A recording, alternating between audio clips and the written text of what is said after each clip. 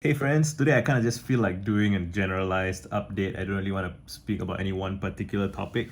I guess I would ask myself, what are my challenges? What am I working on? What am I dealing with? And well, I want to publish my book this month. I do not want to carry it over into September. I do have military obligations next month, so I'm Singaporean, and which means I have military reservists every other year or so, which means I have to cut my hair, I have to shave, which I am slightly annoyed about, but I remind myself that, this is the sacrifice that I make for protecting my country's sovereignty and keeping it small. Well, I remember keeping it small. The reason Singapore is allowed to be, is able to be a small city state is that we have citizen conscription. Otherwise, we would be at risk of external forces.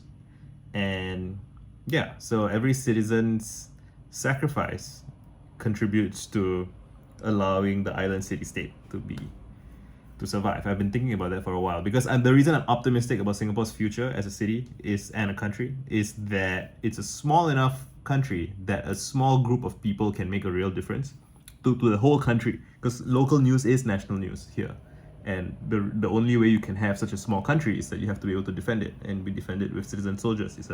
It's an important and real sacrifice, and I don't feel like it gets enough credit. Anyway, in other news, I want to finish my book. Yeah, I have crossed some threshold. I feel like if I review all of the utterances I've made about my book, I keep saying some version of this. Eventually, one day it'll be true. I hopefully in the next few days. But I want to be done with my book as soon as possible so that I can just move on with my life. I think I've accepted that it's not going to be as good as I want it to be. It's gonna fall short in a bunch of ways, and I have like accepted that. But I do remember saying that I accepted that like months ago. So it's me versus my bullshit, which is a very funny thing to talk about because that is the topic of the book. So it gets very meta and funny and strange. But I want to be done with it so that I can move on to other things. Like there's a bunch of blog posts I want to do. I want to do more long form writing that isn't a book but it's longer than tweets. I want to consolidate a bunch of my ideas. The thing I did recently was I made a graph, like I plotted out screenshots of all of my YouTube video thumbnails with titles just to kind of see the map of where all of my videos are. And it makes me pretty excited because I feel like there's a bunch of opportunities for me to make content that is missing, that connects some of the ideas to the other ideas. And yeah, I wish I could share this with you in a more easy to consume way, I guess. I mean, if you really want to get into it, I have like the scalpel maps and I could write about it. But like to present it in video form, I think requires more video editing skill than I currently have, or patience. I can't really be bothered to do it right now, but it's interesting. I'm at an interesting stage of my life where I know that there's stuff in my head that I have been working on for 20 years now that will come out over the next 5 years or so, that will be successful. I can like be fairly certain of this, very certain of this, based on kind of projections based on past knowledge of past behavior of other people's behavior. So it's not my behavior, but I have, it's like there have been people who have messaged me to tell me that my book makes them cry and that it has made them cry and has helped them through difficult times and so on. And once you've had like a dozen people say this, you know that you know you that means theoretically a million people could say it, right? Once you've solved the problem for several people so that you know that it's not just one off kind of thing. Once you've solved for some people, you know that then it's just a distribution problem, right? And it's just a volume problem. I just need to keep articulating myself, keep putting out more videos. So here's the thing that I know intellectually. If I publish a video every single day, my subscriber count on YouTube will be continuing to grow at a minimum of about 100 subscribers a month. That's just the math of how it is, right? Like maybe there'll be a dud month where there's less than 100, but it's at minimum 100 a month in so far. And these things should compound because of the way just audiences work and the way that social proof works. And just having the knowledge is a very interesting thing because it's like I can invest in myself in a sense, or invest in my platform or my audience, whatever you want to call it, the movement, right? And it's interesting knowledge because I can't do anything with it directly right now. But like I know that I will, so I've sold about like almost $20,000 worth of ebooks. which is not, it's an amazing amount of money. Depends on your frame of reference. If you're a creative person who's hoping to start making money from your work, $20,000 is wow. You've got something real, but it's not enough to live on for a year, right? It's not enough to pay the bills, and so you still have to have some kind of job. You still have to have some. I do consulting, and I am confident that once I ship my book, I have built this audience on Twitter. I'm confident that I can do consulting for quite a lot of people for quite a bit of money, and that will let me, the big thing I want to do is renovate my house. So I'm going to get rid of this chair. I'm going to change the walls, like everything's going to be different. And I guess the conversation I want to have with myself is like, am I ready for that?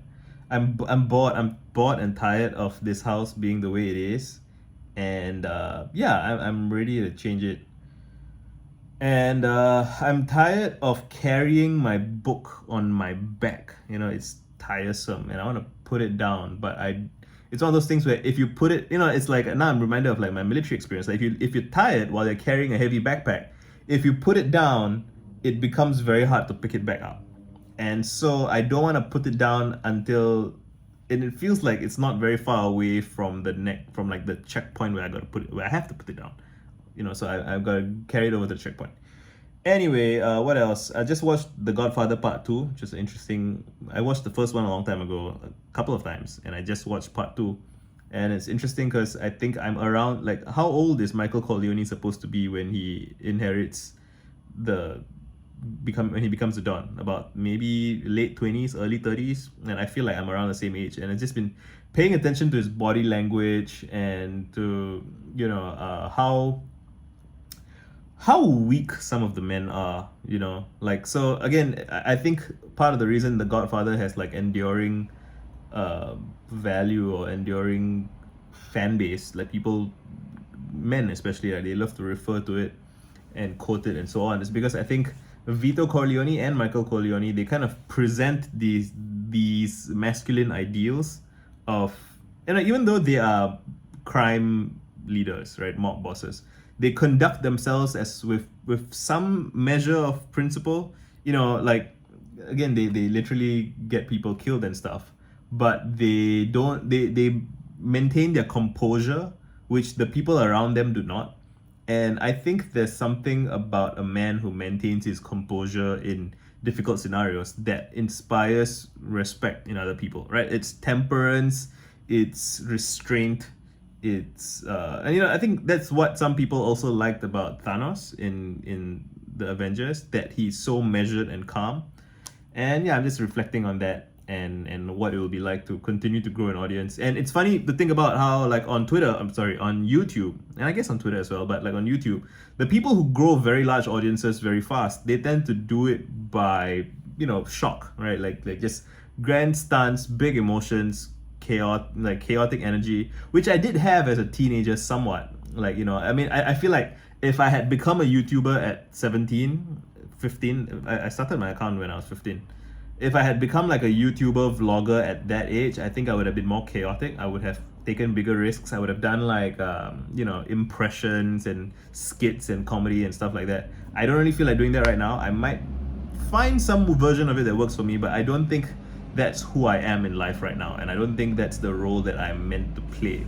I'm 31 years old now, and I think what is being pulled out of me is I'm supposed to be like a big brother figure to younger people. Like, and it's interesting to hear me verbalize that out loud, because for most of my life, I would say up until 23, I used to be the youngest child, youngest kid, and that was kind of how I conceived of myself. I'm the kid on the block, and now I'm not the kid anymore, and I'm okay with that. It was what it was. I had some good times. I didn't actually love it all that much. I prefer to be older. I prefer to have some experience, some wisdom, some authority, to know what the fuck I'm talking about, and to be treated with respect. And yeah, I look forward to continuing to getting older. I sometimes joke that I feel like I'm meant to be a Gandalf character. Imagine the hair is like long and white. That feels correct for me. I'm still a work in progress. I'm still, I'm still a young man. I'm 31, and yeah, it's just interesting to think about. I'll end it here. Done.